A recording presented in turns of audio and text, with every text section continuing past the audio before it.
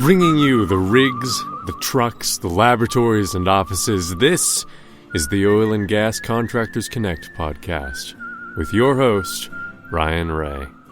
Welcome to another edition of the Oil and Gas Contractors Connect podcast. I'm your host, Ryan Ray, as always, and this is the show where you get to connect with oil and gas contractors from the upstream, midstream, downstream, all parts of the industry. If you or your company would like to be on the show, be sure to connect with me on LinkedIn. I'll link to that in the show notes. Finally, this show is brought to you by R Squared Global. Be sure to go to GoR2.com to check out the website. That's GOR, the number 2.com is the website. Go check it out. And today we have on a gentleman who I've known for quite some time now, and I consider a dear friend of mine, and it's an honor to have him on the show, the one and only Kyle Souza. Kyle, how are you doing today, sir? I'm doing all right. Thanks for asking. How are you? I'm doing well. So, Kyle, you are with a company called P&P Land Services. What's in a name? P&P, what does that mean? Or does it stand for anything in particular? And you guys say you offer land services. Where do you fit at in the industry? Sure. So we started out about almost 20 years ago as Pettigrew and Pettigrew Land Services. It was started out by a family. There are actually 3 Pettigrews, but P&P is a whole lot easier to say than P&P. So they just went with Pettigrew and Pettigrew Land Services. And really it started out as a data entry company for lease data. And over the last, like I said, almost 20 years, it has evolved quite a bit. So I handle a lot of the database, spreadsheets, customer reports, data conversions, web application development, things like that for them. And it has evolved into a full service land department for people, including accounting, GIS mapping, and document management. Okay. So when you say land, we've had some land professionals on here. Are you guys actually going out and negotiating leases and acquiring leases and right-of-ways, or more on the back-end office side of things? More on the back-end office side of things. We work with several landmen and brokers, but we don't send any of our people out to the field. Okay. We do also work on behalf of mineral owners. We have several large mineral owner companies as clients. And since they get offers to lease, we can handle the leasing negotiations when that happens. Okay. So kind of fill in maybe where you guys are at in the value chain. You said that you don't really send people out to the field, but you deal with those people. So are you guys brought in by the brokers? You're going out in the field and engaging in projects? Or would like an Anadarko or a Pioneer or an Apache or something like that bring you guys in? Or maybe both would bring you in? Really both, and a third option. So there are brokers that need some more services than what they offer themselves done when it comes to land management and creating reports and managing assets for people. We can do that on the back end for them. A smaller oil and gas company, small, medium-sized companies will use us just as a land department so that they don't have to hire any land people themselves. They just send everything to us, and then we get boxes of leases or digital scans of leases and put that into a land system, either one that we have in-house or a land system that they have chosen. We work with, I think, 7 or 8 different land systems at the moment. There are a couple more than that, and we have worked with more in the past. That's what small, medium-sized companies do. They'll use us as a full service or as their land department rather than hiring people in-house. And then larger companies will use us just to process a acquisition or divestiture, doing due diligence work or shoring up data and checking through things for quality control. When it comes to that, for a divestiture or for an acquisition, they don't want to hire up inside their company and bring on more staff just for the 3 to 6 months that it takes to get everything into the system. So they'll use us and our people to push data into the system and get it in there looking good, and then they can take over managing it themselves after that. Okay. So you mentioned a minute ago that you guys have, I think it was 7 softwares that you use, and then if the client wants a different software that you might use that. I'm sure you probably have a few custom solutions in there as well. Just from going to conferences and seeing the advertisements out there, there's a lot of land softwares, it seems. So kind of walk me through just the high points on these softwares, what all they offer, and Anything else that I don't want you to say the negatives about them because you're dealing with them. But if you want to, I'd be happy to hear that. But just kind of your thoughts on where we're at as an industry with the land software part of the business. Sure. There are a couple new systems out there that I saw at Nate just a couple weeks ago, actually, that are new to the market. So I can't comment on those ones in specific. But there are two main branches of land software databases for oil and gas companies, and that is a lease-based system or a tract-based system. Every database will have leases and tracts in it, but one uses either the tract entity as the central deciding factor or the central commanding factor when it comes to running reports, and the other will use leases as instead of the tracts. Usually lease-based systems are easier to get data set up, and tract-based systems will give you better analytics and more in-depth reporting. So it's a bit of a trade-off on, do you want something that's easier to use, getting data into the system, or something that's easier to use, getting data out of the system? Personally, I prefer tract-based systems, but have worked with some great lease-based systems, such as Quorum. They're the largest software in this space. Quorum, which has their new land on demand solution, and Pettigrew and Pettigrew does have a good relationship with Quorum. We resell that software, we support that software. We can get people set up on QLS, which is their enterprise solution, or land on demand, which is their web-only solution. So there's that. Other lease-based systems include programs like Bolo or Integra and Inertia, and then tract-based systems like LandPro. There is an Inertia version actually that is tract-based. I haven't gotten to use that version of it. And then iLandman is another very popular one. They just got acquired actually by Drilling Info. I meant P2, not Drilling Info. Sorry about that. Got my acquisitions backwards. Drilling Info recently acquired MineralSoft, which is another land software. MineralSoft, and there's a couple other ones in that particular space, rather than being used by oil companies, are being used by minerals and royalty owners, which is becoming more and more popular these days to have these companies that are just buying up lots of minerals from people. And that's been around for a while, but over the last couple of years, those types of companies have gotten a lot more venture capital funding, and so they've just become more prominent in the space. So how does one actually keep up with all these things like you do? Like you seem to have a pretty good grasp of, who's doing what and where. It would seem, for me, I can barely run, Microsoft Word and Google Docs, and they're basically the same software. I would imagine it's pretty hard to keep track of these different softwares and the different functionalities they offer. It can be. It definitely can be. Personally, I've been in this space for about 12 years now, maybe even 13. But we have some people that specialize in one software, and they will cross-train to be able to use other softwares if necessary, but they usually specialize in just one or two of them. So while the company is using 7 different softwares right now, any one person that we have employed here, other than our data people like myself, are really just using 1 or 2 different systems. And then people like me don't have to do so much data entry as it is custom reporting or, like I said, the data conversion side of things, which is some fun tech stuff. Yeah. Let's talk about leasing a little bit. You guys deal with that, you said, from the kind of administrative standpoint that you've laid out. You said that, that you have companies that you're dealing with, like, and I'm not naming clients here, I'm using names, Chesapeake, Apache, whomever. And you also said that you have landowners that will contact you. What is the biggest difference that you see? And maybe just from perspectives when a landowner calls you versus when an oil and gas company calls you. So usually the landowner is wanting to make sure that they're getting paid the right percentage on their acreage. And for valuation purposes, they use a calculation of what's called a net royalty acre, or an NRA, and they care a lot more about that number, whereas the oil and gas company is going to care a lot more about working interest, company net acres, and their NRI. And they care about that NRI also. They want to make sure that they're getting paid.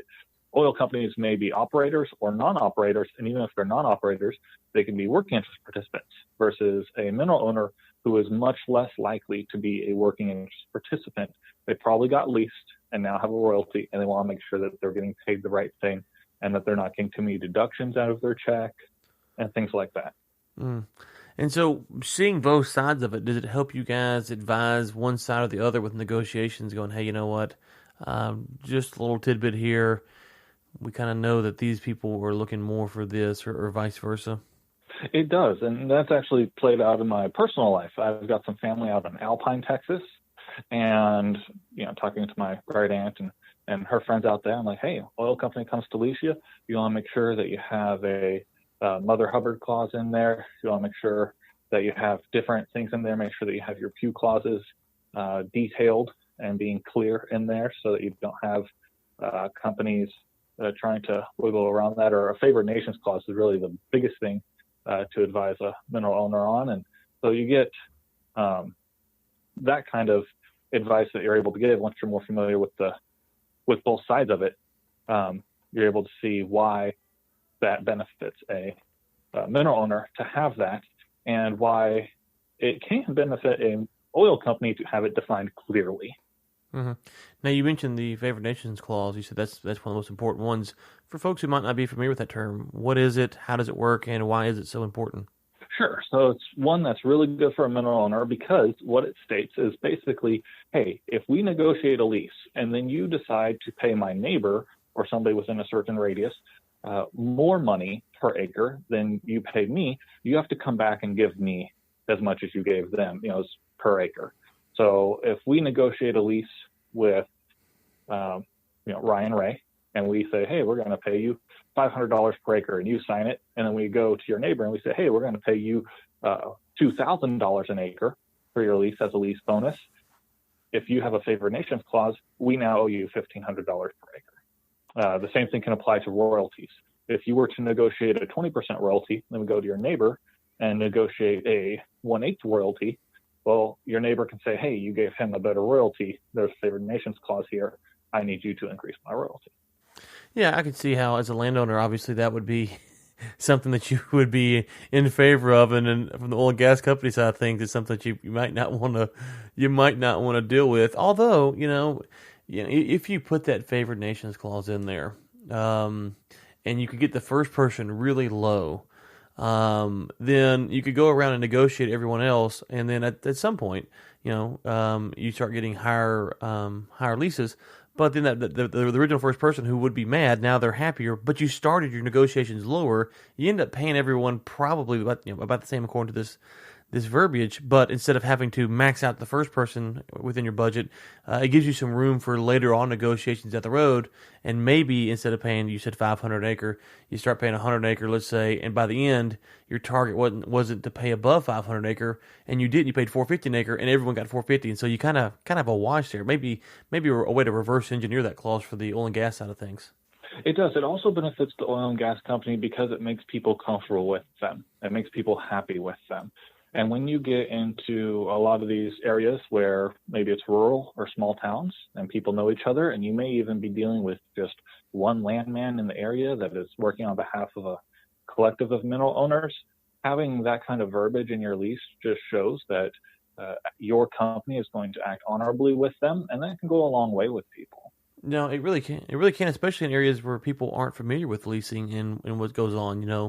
In these shale plays, one thing we've seen is that companies come in and quietly overnight they're leasing up stuff, and the next thing you know, they're drilling and pipelines are being built, and everyone's like, "Whoa, what's going on here?" So that can give you maybe a little that warm and fuzzy that you're looking for. Yeah, and then you flip it on the other side, and really important clauses for oil and gas companies to track are pew clauses and continuous drilling or continuous operations clauses, which basically extend your lease beyond the primary term at no additional cost to you, which is a great thing for an oil company, and a little bit of a give and take situation with the mineral owner. You say, hey, we've put this favored nations clause into your lease. We would like to have a 2-year pew clause in here that if we drill a well anywhere on your property, it extends the entire lease for an extra 2 years at no additional cost for us. Give us another 2 years to maybe drill another well if we want to. And there's just a little bit of give and take in that scenario too. Right. Okay, well, let me ask you this. We've kind of talked about this stuff for a few minutes here. What other things maybe that we're overlooking, we're kind of getting down the weeds, let's kind of back up 30,000 foot here, that we might want to focus on as it pertains to what you guys do at PNP? Sure. So where Pettigrew and Pettigrew really shines And where I get to have a lot of fun is in answering people's questions about their data. We get a lot of information from people, division orders, title opinions, leases, mineral ownership reports. We take all this information, we put it into a system, and that does nobody any good if we can't get it out and start answering questions with it. So I get really fun questions like, hey, Kyle, we're looking at drilling in the Yeso Formation in New Mexico. What is our company net acres, or what are our acreage positions out there, and what's the best places for us to drill? And so being able to pull that data out of the system, answer those types of questions, are really where Pettigrew and Pettigrew shines. It's not just a simple lease expiration report saying, hey, you're going to lose this acreage if you don't drill by this date. That's easy. That's simple. That's something that all the land systems are really good at, but something that you need a company, or at least a specialist, like what PMP has, is to answer those more detailed questions saying, well, if we drilled at a certain depth, we have this NRI. And if we drill at a deeper depth, we have a different NRI. Is it worth the extra cost of drilling a deeper well to have a higher NRI? Or is it worth having a shallower well that won't produce as much oil and have a higher NRI, depending on how people's interest falls? Right, and the fact I know you personally, I know you're big into statistics and stuff like that and metrics and stuff. It does excite you. It's a little concerning, to be honest with you, Kyle. I know people are like, oh, Kyle, you have to deal with spreadsheets all day. I'm like, yeah, I get to deal with spreadsheets all day. Okay, Kyle. Let's see here. The one question I've tried to ask everyone so far. Well, before I get to that, where all do you guys work at? So you're based, I know, in the Houston Metroplex area, but is there anywhere that you focus on, or anywhere that you do not work at? No, there's nowhere where we don't work. We've worked for clients that are based in Canada, that have holdings in the United States. I've personally been on projects in Ohio, New York, Southern California, New Mexico, Oklahoma, Texas, Louisiana, Arkansas. There's acreage everywhere. We have one client that owns in 28 states. They have stuff going on in 28 states. So really there isn't anywhere where we haven't done something at this point. Okay. So the question I was alluding to a second ago is, I've tried to ask everyone this question, and you guys cover a couple different spots and different clientele, as we talked about. So you can pick it from generally really high level, or you might take a specific instance and kind of answer it that way. But the question is this, as we know in the oil and gas industry, there are things that might seem insignificant early on, things that we might say, well, we'll push that to the side, but later on they become big issues. It could be permits, it could be a signature, it could be a lot of different things depending on where you're at in the industry. What are one or two things that you guys try to advise your clients on very early on, that we need to take care of this so that later on down the road, this does not become a major hindrance to what we're doing here? For me, the biggest thing is capturing all the data. There's a lot of times an oil company, especially smaller oil companies, will say, hey, we just want to get this data into the system as quickly as possible so we could generate some spreadsheets that show what our net acres and our working interest is, because we're interested in selling this. Mm-hmm. But if we don't take the time to put in things like continuous operations or continuous drilling clauses or consent to assign clauses, that's a real big one. And then that company goes to sell to usually a much larger company. When it comes time to do due diligence, it becomes an additional cost at that time, and it's much more expensive to go back after the fact and do it. We worked on a big project where consent to assign was an issue, because that's basically a clause that says you have to get the landowner's permission before you can sell this lease to somebody else. Well, if you're trying to sell your lease packages to another company, it's important to know that that clause is in there. And so If you told us, don't worry about capturing that in the front, and then you go to sell it, you got trouble. And then when you go to sell, the company will ding you, and you lose a lot of money, not just in the added work that it takes to go and track all that, but if the company buying your acreage can find trouble or problems with the data that you're selling, they start taking away from what they're going to pay you. And nobody wants to make less money on a sale. Generally not a good idea. generally not a good idea. But to your point, that's interesting because with what we do, we don't really come across this particular types of flips. But what we do see is midstream companies that come in and they have not collected all the data that they're looking for an as-built or various things, and they want to flip it to a bigger pipeline company, and that bigger pipeline company wants to know all of this information that they don't have, but they could have spent money up front to have it collected and then to have it databased, and then at the end of the day, they'd have walked away being able to get their sale done quickly or faster rather. And so I think that's something that you're right, that sometimes companies who are wanting to get in and make a quick buck, more power to them. But on the flip side, doing the proper documentation can make your sale go a little bit smoother than what you thought. Absolutely. I've seen 2 deals in particular where somebody wanted about $120 million, and there was a bunch of problems with their data. P&P wasn't the one who handled it. I'm just familiar with people from that company. And they ended up making significantly less than that. They lost tens of millions of dollars in that deal because of clouds on title and just trouble with the data that could have been addressed on the front end very quickly and efficiently, versus a project that we handled a couple of years ago where somebody wanted to make $400 million, and they walked into the office where they were selling it and said, hey, we want $400 million for this. And they got it because there weren't any problems. And so just that puts you in a much stronger negotiating position. And it sounds like they have that in the midstream space too. Yep. Yeah, it's in all spaces, but it's just interesting that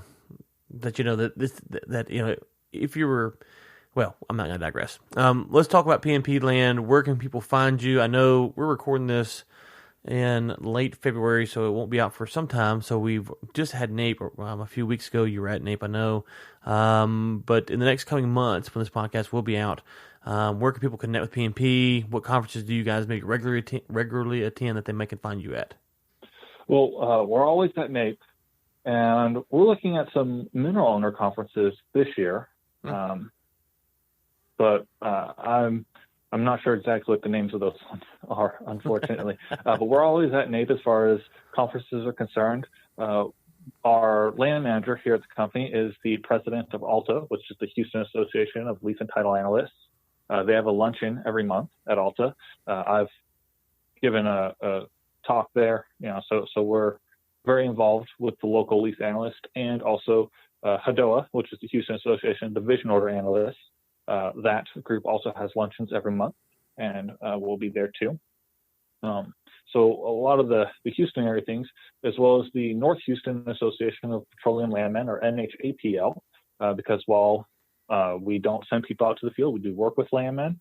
I myself in the past have been a registered landman, but we try to stay involved in our local organizations as much as possible, and then online at pnplandservice.com. Okay, Kyle. Thank you for your time today, and we will be sure to link to pnplandservice.com in the show notes. That's pnplandservice.com. Check it out in the show notes and give my good friend Kyle a call there. Kyle, thank you for coming on today, and to the listeners, until next time, keep climbing.